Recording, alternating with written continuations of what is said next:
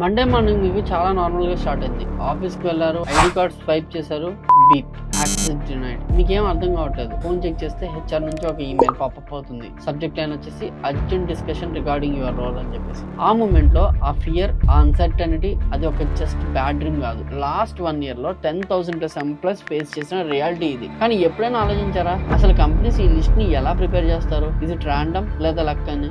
I will tell you the number 1 trick to remove your name from the potential list. So don't skip the video. Me career future ఈ 10 minutes video change అవ్వచ్చు. So వీడియోలోకి వెళ్ళే ముందు please subscribe to channel because me subscription మాకు ఎంతో motivation.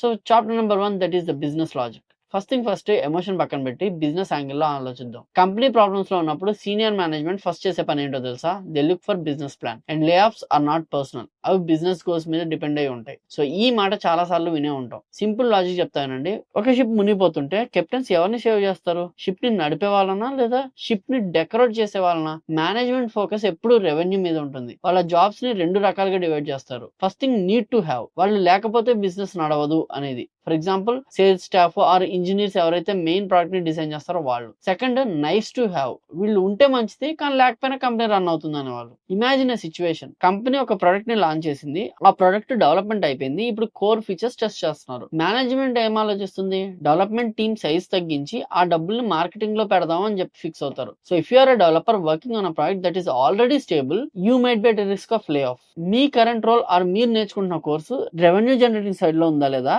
మీరు ఏదైనా support లోనే ఉన్నారా అనేది చూసుకోండి. ఒకసారి పాజ్ చేసి కామెంట్ పెట్టండి మీరు ఎందులో ఉన్నారో, సేఫా అన్సేఫా అని. బిగ్ బాస్ లాగా ఇది కూడా. And chapter 2 skills and knowledge. Business strategy set అయింది. Next step talent mapping. ఇది చాలా ఇంట్రెస్టింగ్ ప్రాసెస్. మేనేజ్మెంట్ మీ అందరి స్కిల్ ని మ్యాప్ చేస్తుంది. ఇక్కడ 2 పెద్ద డేంజర్స్ ఉన్నాయి. ఫస్ట్ థింగ్ రెడెండెంట్ పొజిషన్, అంటే ఒక పని ఇద్దరు చేస్తుంటే ఒకరిని తీసేయచ్చు. Second thing outdated skills. ఇది స్టూడెంట్స్ అండ్ ప్రొఫెషనల్స్ ఇద్దరు వినాల్సిన విషయం. మీ స్కిల్ సెట్ ఓల్డ్ అయిపోయిందా? ఫర్ ఎగ్జాంపుల్ మార్కెట్ అంతా ఏ ఆటోమేషన్ వైపు వెళ్తుంటే మీరు ఇంకా manual testing or basic data entry మీద డిపెండ్ అవుతుంటే you're basically holding a ticket of lay off. Companies institutional knowledge ని వాల్యూ చేస్తాయి. కంపెనీ హిస్టరీ అండ్ ప్రాసెస్ తెలిసిన వాళ్ళని వాల్యూ చేస్తుంది. కానీ టెక్నాలజీ అవుట్డేటెడ్ అయితే ఆ ఎక్స్పీరియన్స్ కూడా మిమ్మల్ని సేవ్ చేయలేదు. మేనేజ్మెంట్ చూసే అప్రోచ్ సింపుల్. ఈ ఎంప్లాయ్ ని మనం ఫ్యూచర్ గోల్స్ కి యూజ్ అవుతారా, లేదా కొత్త టెక్నాలజీ నేర్చుకుంటే అడాప్టబిలిటీ ఉందా అని చెప్పేసి. లేదు అనిపిస్తే రీప్లేస్మెంట్ రెడీగా ఉంటుంది. స్పీకింగ్ ఆఫ్ స్కిల్స్, ఈ ఛానల్లో మనం రెగ్యులర్ గా high demand skills and career strategies గురించి డిస్కస్ చేస్తూ ఉంటాం. మీ కెరీర్ గ్రాఫ్ ని ఎప్పుడు అప్వర్డ్ స్టెన్స్ లో ఉంచాలి అంటే ఖచ్చితంగా సబ్స్క్రైబ్ చేసుకుని ఆ బెల్ ఐకాన్ అయితే కొట్టేసేయండి. It helps you to stay updated regarding these harsh realities.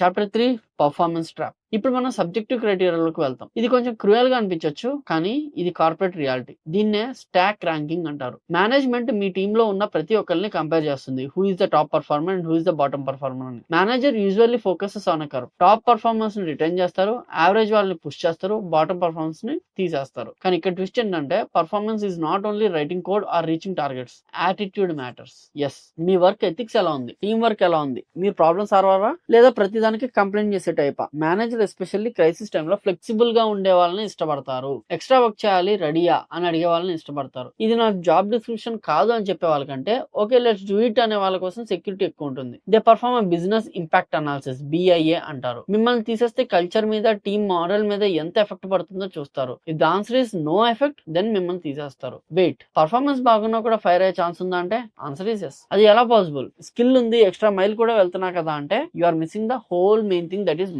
Money talks.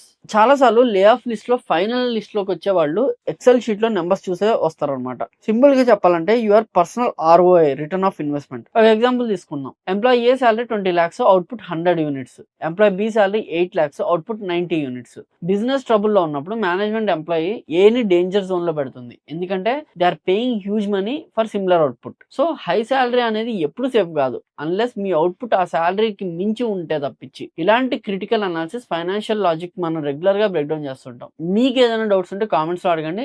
Video నచ్చితే ఒక లైక్ కొట్టండి. It helps reach more people who needs this info. ఇంకొక రూల్ ఉంది, అదే లిఫో. కొన్ని కంపెనీస్ లో legal issues and severance package avoid చేయడానికి ఎవరైతే రీసెంట్ గా జాయిన్ అయ్యారో వాళ్ళని ఫస్ట్ తీసేస్తూ ఉంటారు. ఎందుకంటే లాంగ్ టర్మ్ ఎంప్లాయీస్ కి సివరెన్స్ పే ఎక్కువ ఇవ్వాల్సి వస్తుంది. ప్లస్ వాళ్ళని తీసేస్తే లీగల్ గా ఛాలెంజెస్ రావు. So freshers or recent hires ఈ రూల్ వల్ల చాలా ఎఫెక్ట్ అవుతూ ఉంటారు. Sometimes companies voluntary severance package offer చేస్తాయి. మీరే రిజైన్ చేసేయండి వాలంటరీగా, ఇంత మనీ మీకు ఇస్తామని చెప్తారు. Don't accept this blindly. Me boss తో మాట్లాడి మీ స్టాటస్ ఏంటో తెలుసుకున్నాక డెసిషన్ తీసుకోండి. Chapter number 5, how to stay of. ఈ లిస్ట్ లో నుంచి నేను బయటకి ఎలా రావాలని చెప్పేసి, ఈ లిస్ట్ లో మీ పేరు రాకూడదు అంటే ఏం చేయాలని చెప్పేసి, కెలీ మ్యాసన్ అని చెప్పేసి కో ఫౌండర్ ఆఫ్ జాబ్సేజ్ ఏమన్నారంటే బ్యాక్వర్డ్ లుకింగ్ అన్నారు. అంటే జరిగిపోయింది చూస్తారు, కానీ we always should be forward looking. Here is the action plan.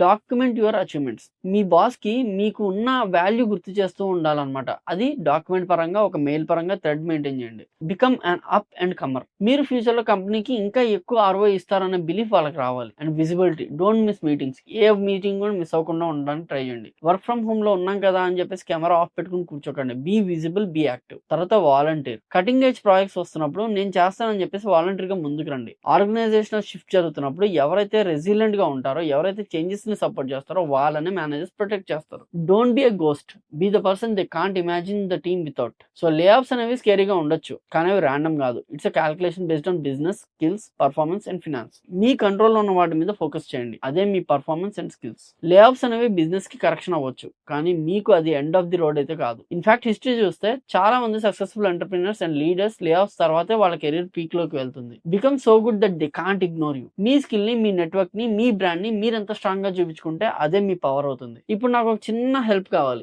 Not like or share. Comment section లో ఒక్క మాట టైప్ చేయండి, ఐఎమ్ రెడీ. ఇది మీకు మీరు చెప్పుకునే affirmation. Are you ready to upgrade your skills? Are you ready to face the market అని చెప్పేసి type I'm ready in the comments below. Let's see how many fighters we have in our community. And yes, ఇలాంటి unfiltered career strategies, salary secrets and corporate truths regular గా తెలుసుకోవాలి అనుకుంటే మన channel కి subscribe అయితే కొట్టేసేయండి. అండ్ అంటిల్ దాని and ఇంకో వీడియోతో మళ్ళీ కలుస్తా. అంటిల్ దాని ఐఎమ్ కృష్ణ సైనింగ్ ఆఫ్. జై హింద్.